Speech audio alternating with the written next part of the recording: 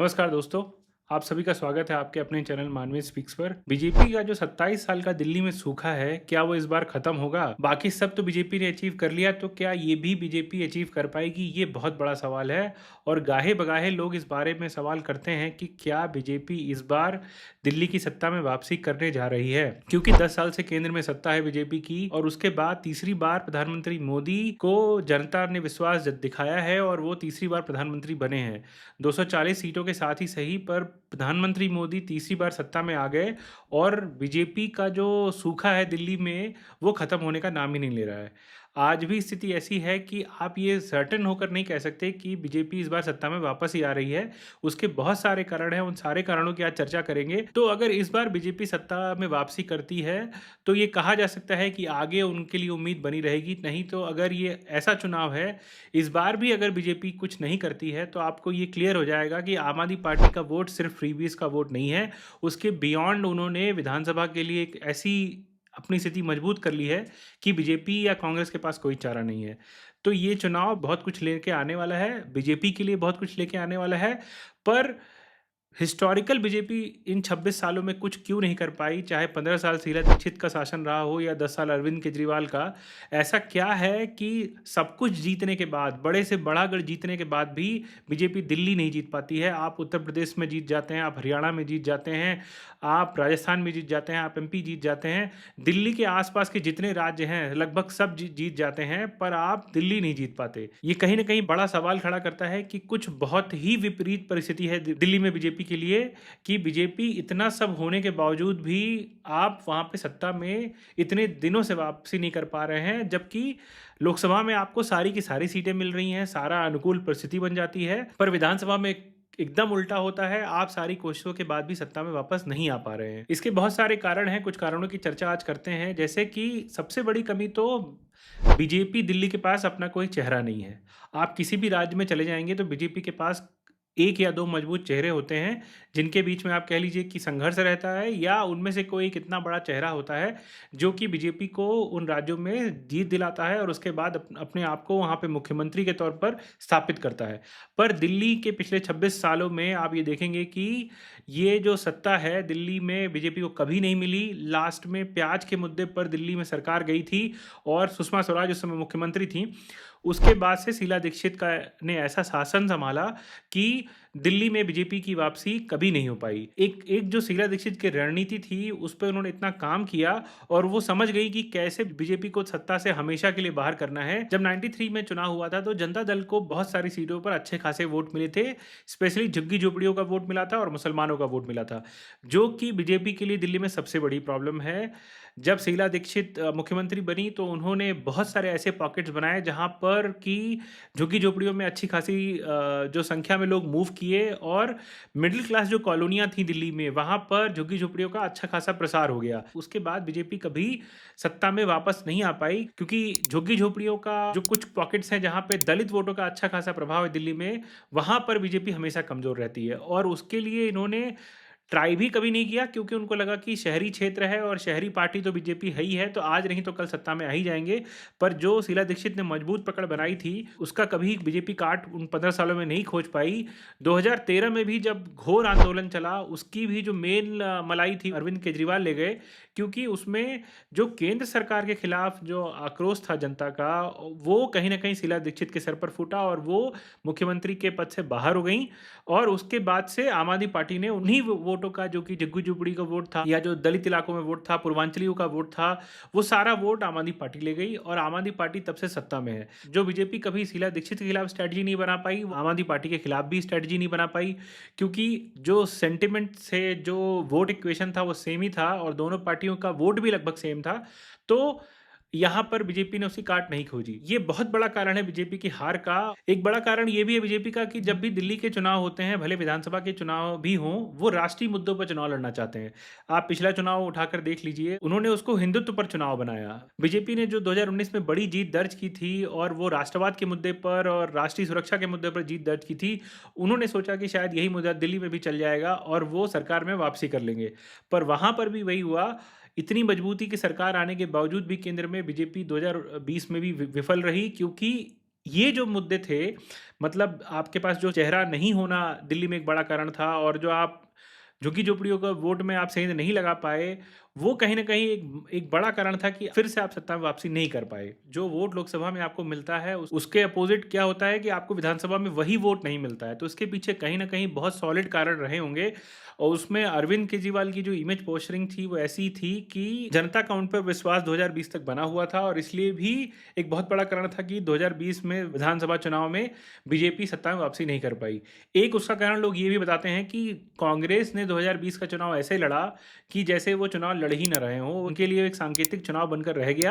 उनको इस बात से खुशी थी कि बीजेपी को उन्होंने रोक दिया। वो आम आदमी पार्टी से हारने को तैयार थे, पर उनको बीजेपी को जीतना नहीं था।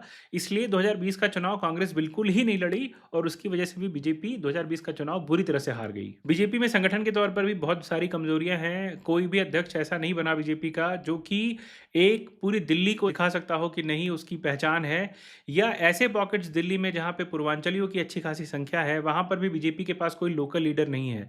सांसद के तौर पर मनोज तिवारी भले बन जाएं, पर कोई भी लीडर ऐसा नहीं है जो कि एक बड़ा चेहरा हो, जो कि उनकी बात केंद्र तक या पूर्वांचलियों की बात ऊपर तक पहुंचा सकता हो। पूर्वांचलियों की अगर हम बात करते हैं तो करीब करीब 27-28 सीटों पर उनका प्रभाव है, और 20 सीटें तो ऐसी हैं जहां पर करीब करीब वो निर्धारित कर देते हैं कि यहां से कौन जीतेगा। तो उन 20 सीटों पर भी बीजेपी के पास कोई अल्टरनेटिव नहीं है। उनको लोकसभा चुनाव में हमेशा मोदी के नाम पे वोट देते हैं, पर जब भी विधानसभा चुनाव आता है तो वो सारा वोट आम आदमी पार्टी की तरफ शिफ्ट हो जाता है, और बीजेपी इसको टैकल नहीं कर पा रही है। उसमें वो संगठन बहुत बड़ा रिस्पॉन्सिबल है, क्योंकि संगठन के तौर पर बीजेपी के पास कोई इतना बड़ा नेता नहीं है जो कि दिल्ली में अरविंद केजरीवाल के बराबर का चेहरा दिखाई देता हो।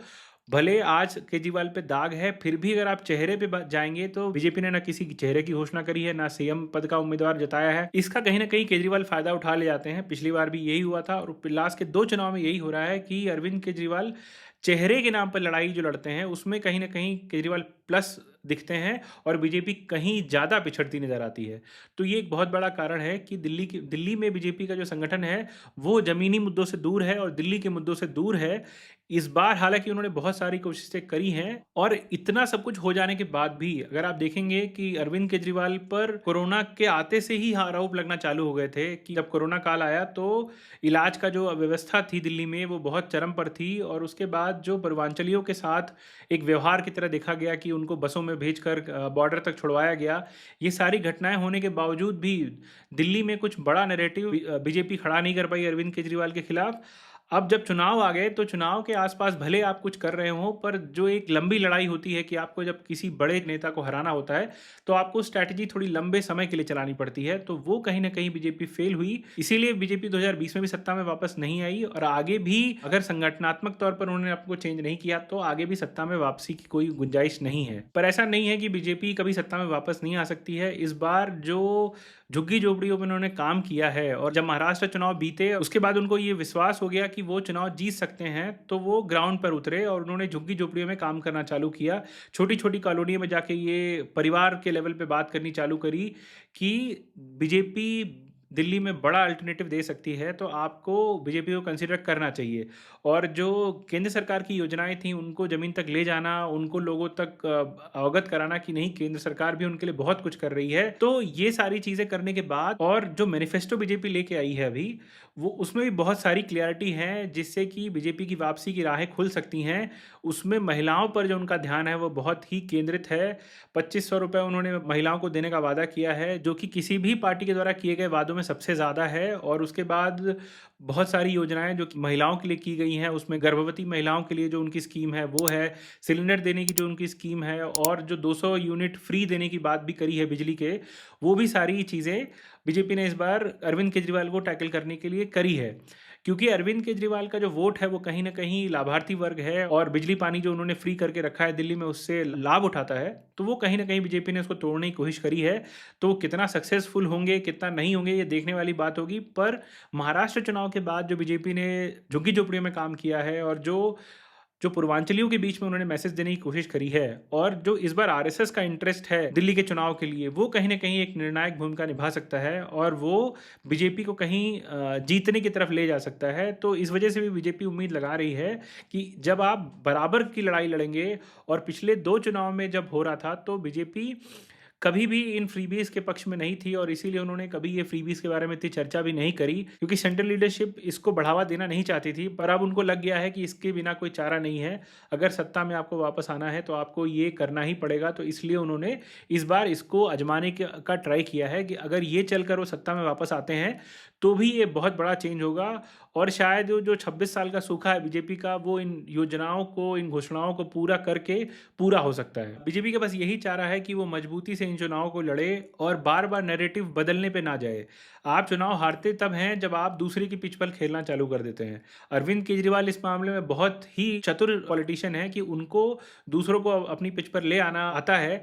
पर इस बार जैसा कि शीश महल के मुद्दे पर बीजेपी उनको घेर रही है और जो घोटालों का उनके पर आरोप है, उससे कहीं ना कहीं वो फंसे दिखाई दे रहे हैं। उनका जो बार बार मीडिया के सामने भी आप देखेंगे बॉडी लैंग्वेज, वो समझ में आ रही है कि वो कहीं ना कहीं फंसे दिख तो रहे हैं। तो ये इस बार चेंज आया है, जो कि पिछले 2 चुनाव में वो कट्टर ईमानदार की जो भूमिका में रहते थे, जिससे कि वो अपनी बात को जनता के सामने कन्विंस करा ले आते थे कि वो दिल्ली के एकमात्र चेहरा हैं, तो वो इस बार कहीं ना कहीं मिसिंग है। और ये बीजेपी को एक तरह से बूस्ट मिला है कि वो अपना जो दावा है सत्ता पर ठोक सकें। इसी के लिए ये सारे चेंजेस किए जा रहे हैं। आप चाहे घोषणा पत्र देख लीजिए, चाहे आप उनकी योजनाएं देख लीजिए, बड़े नेताओं को ग्राउंड पर उतारना देख लीजिए। 2-2 बार के सांसद इस बार चुनाव लड़ रहे हैं और कई ऐसे हाई प्रोफाइल सीट्स भी हैं जहां पे बीजेपी ने आम आदमी पार्टी को टक्कर देने के लिए इतने बड़े उम्मीदवार उतारे हैं कि आम आदमी पार्टी के बड़े चेहरे भी इन चुनाव में फंस रहे हैं। तो ओवरऑल बीजेपी की उम्मीद यही है कि वो सत्ता में वापसी करें और नरेंद्र मोदी के पास भी ये रहे कि हाँ, वो दिल्ली में भी बीजेपी को सत्ता में वापस ले आए। उनके जो उपलब्धियों में ये भी एक टिक मार्क हो जाएगा। अगर बीजेपी यहाँ नहीं जीतती है तो ये बहुत बड़ा सेटबैक नरेंद्र मोदी के लिए भी है कि वो सब कुछ उन्होंने ट्राई कर लिया, पर वो दिल्ली में बीजेपी को सत्ता में वापस नहीं ले आ पाए। तो इन चुनाव का रिजल्ट क्या होगा ये तो 8 तारीख को पता चलेगा। 5 तारीख की वोटिंग के बाद आपको थोड़ा थोड़ा अंदाजा लग जाएगा कि इन चुनाव में हुआ क्या है और बीजेपी ने कितना अच्छा किया है। ये तो 8 तारीख को ही पता चलेगा। आपको ये वीडियो कैसा लगा आप जरूर कमेंट करके नीचे बता सकते हैं। आप इसको शेयर करें, लाइक करें, सब्सक्राइब करें और अपने दोस्तों और परिवारजनों के साथ ज़्यादा से ज़्यादा शेयर करें। आप सभी का बहुत बहुत धन्यवाद। नमस्कार।